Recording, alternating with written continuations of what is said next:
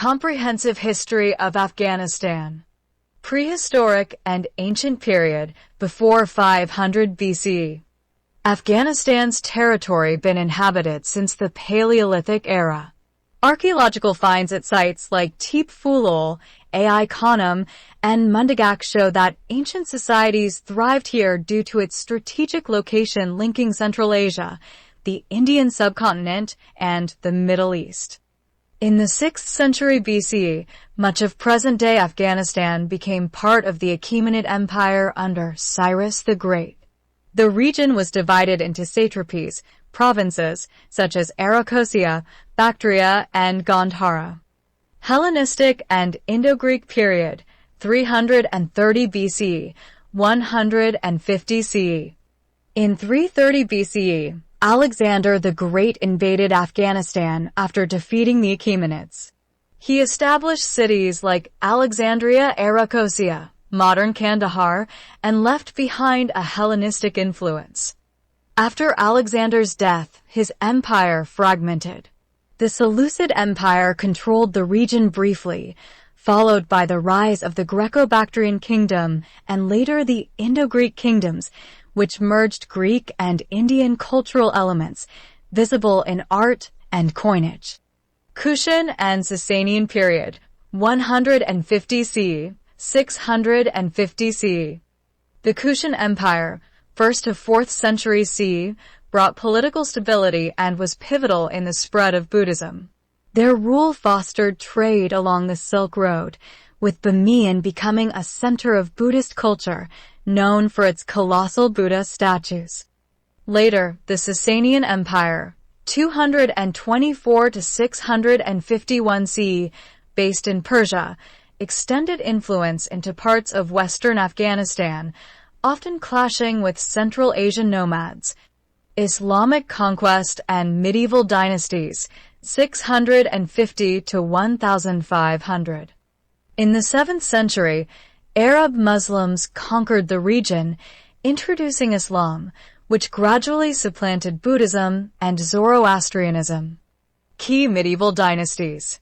Saffarids, 9th century, one of the first indigenous Muslim dynasties. Samanids and Ghaznavids, 10th to 12th centuries. Ghazni under Mahmud of Ghazni became a cultural and military power.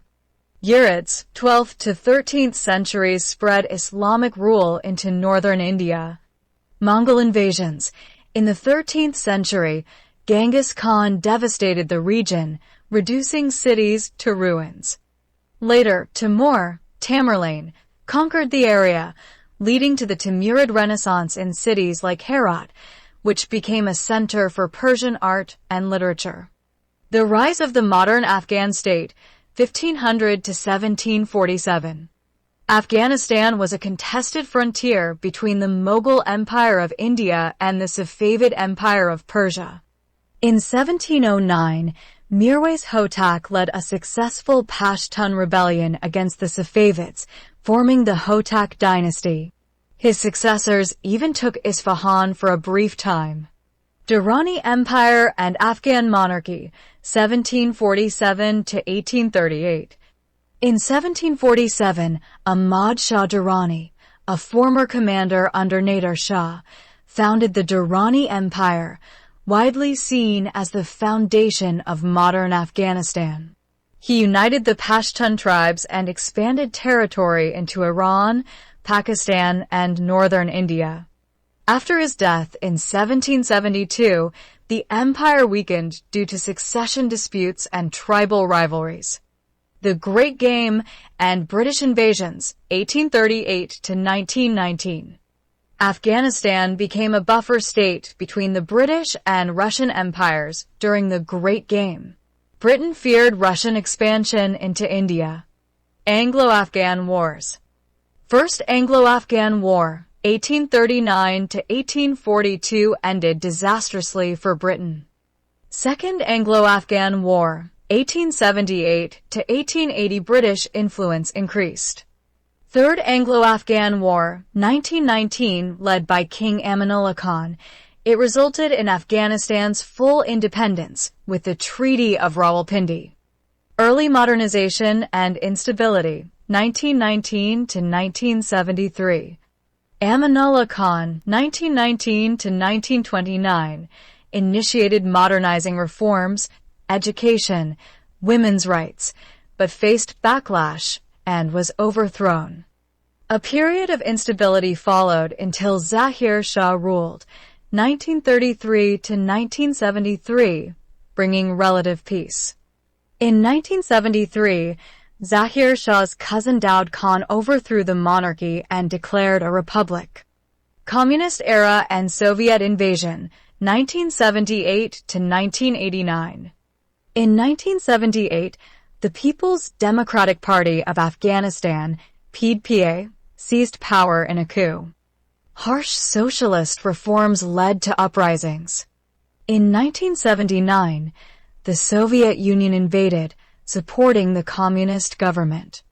This triggered the Soviet-Afghan War, 1979 to 1989, with the Mujahideen, Islamic resistance fighters, receiving aid from the U.S., Pakistan, Saudi Arabia, and others.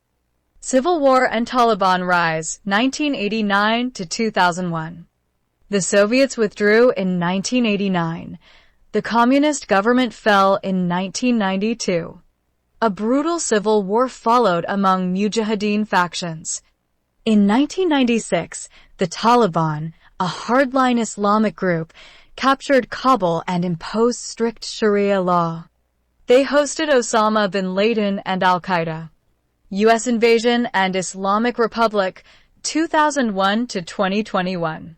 After the September 11, 2001 attacks, the U.S. invaded Afghanistan, toppling the Taliban. A new government was formed under Hamid Karzai and later Ashraf Ghani.